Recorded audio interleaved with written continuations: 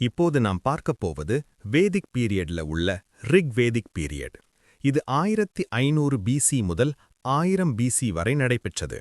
வேதிக் civilisation ஆரம்பமானது Aryans மக்கள் north west India பகுதியில் குடியேறியதாலதான். இவர்கள் முதலில் ஸ்டெப்ஸ் ரீஜனில் வாழ்ந்ததாக கருதப்படுகிறது.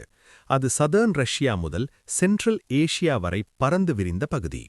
இந்த ஆரியன்ஸ் மக்கள் செமி நொமாடிக் பாஸ்டோரல் பீப்பிள், அதாவது அவர்கள் இடம் மாறி மாறி வாழ்ந்தவர்கள். முக்கியமாக மாடு, ஆடு போன்ற கால்நடைகளை வளர்ப்பதே இவர்களின் வாழ்க்கை. இந்த ஆரியன்ஸ் முதலில் இந்தியாவில் குடியேறிய பகுதி சப்த சிந்தவா என்று அழைக்கப்பட்டது. இதற்கு அர்த்தம் லேண்ட் ஆஃப் 7 ரிவர்ஸ், அதாவது இண்டஸ் ரிவர், அதன் 5 ட்ரிபியூட்டரிஸ், மேலும் சரஸ்வதி ரிவர். ரிக்வேதிக் பீரியட்ல மிக முக்கியமான போர் தாஸ்ரஜன் வார். அது பேட்டில் ஆஃப் 10 கிங்ஸ் என்று அழைக்கப்படுகிறது. இந்த போர் ரிவர் பருஷ்னி கரையில் நடந்தது. சுதாஸ், அதாவது பரதா கிங் ஆஃப் ட்ரிட்சூஸ், இந்த போரில் வெற்றி பெற்றார். இந்த காலத்தில் அரசியல் அமைப்பு ஒரு ட்ரைபல் சிஸ்டமாக இருந்தது. அவர்கள் இனக்குழுவை ஜனா என்று அழைத்தனர்.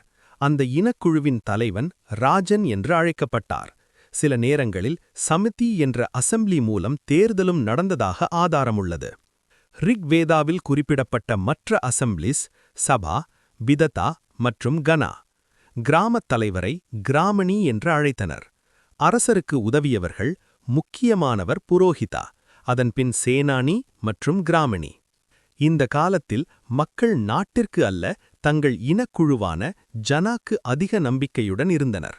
ஏனெனில் அப்போது முழுமையான கிங்டம் டெரிட்டரி அமைப்பு உருவாகவில்லை. மேலும் பெண்கள் ஃப்ரீடம் மற்றும் ரெஸ்பெக்டுடன் வாழ்ந்தனர். ரிக்வேதிக் ரிலிஜன்ல அவர்கள் நேச்சர் வர்ஷிப் செய்தனர். முக்கிய தெய்வம் இந்திரா. இவர் புரந்தரா, அதாவது பிரேக்கர் ஆஃப் ஃபோர்ட்ஸ் என்றும் அழைக்கப்பட்டார். சோமா என்பது தாவரங்களின் கடவுள் என்று கருதப்பட்டது. அவர்கள் வேண்டியது பெரும்பாலும் பிரஜா, அதாவது சில்ட்ரன், பஷு, அதாவது கேட்டில், உணவு, ஆரோக்கியம் மற்றும் செல்வம். இந்த காலத்தில் டெம்பிள் வர்ஷிப் அல்லது ஐடல் வர்ஷிப் இல்லை. இந்த காலத்தில் நிலையான ரெவென்யூ சிஸ்டம் இல்லை. அரசருக்கு மக்கள் தன்னார்வமாக கொடுத்த ட்ரிபியூட்டை பலி என்று சொன்னார்கள். மேலும் போரில் கிடைத்த பூட்டி மூலம் அரசாட்சி நடந்தது. இவர்களின் முக்கிய தொழில் பாஸ்டோரலிசம், அதாவது கால்நடை வளர்ப்பு. விவசாயம் இரண்டாவது தொழில். கவ் என்பது ஒரு யூனிட் ஆஃப் எக்ஸ்சேஞ்சாக இருந்தது. கோல்ட் காயின்ஸ், நிஷ்கா, கிருஷ்ணல் மற்றும் சட்மனா. முக்கிய பயிர் யவா, அதாவது பார்லி. சில முக்கிய ரிக்வேதிக் டெர்ம்ஸ்: தஸ்யூஸ், அதாவது இந்தியாவின் பழைய குடிமக்கள்; ஆயஸ், அதாவது காப்பர் அல்லது பிரான்ஸ்; கவிஷ்டி, வார் ஃபார் கவுஸ்; கிராமணி, வில்லேஜ் ஹெட். மேலும் முக்கிய ரிக்வேதிக் ரிவர்ஸ்: சிந்து, அதாவது இண்டஸ்; விதஸ்தா, அதாவது ஜீலம்; அசிக்னி, அதாவது சீனாப்; பருஷ்னி, அதாவது ராவி; பிபாஸ், அதாவது பியாஸ்; சட்டுட்ரி, அதாவது சட்லஜ் மற்றும் சரஸ்வதி.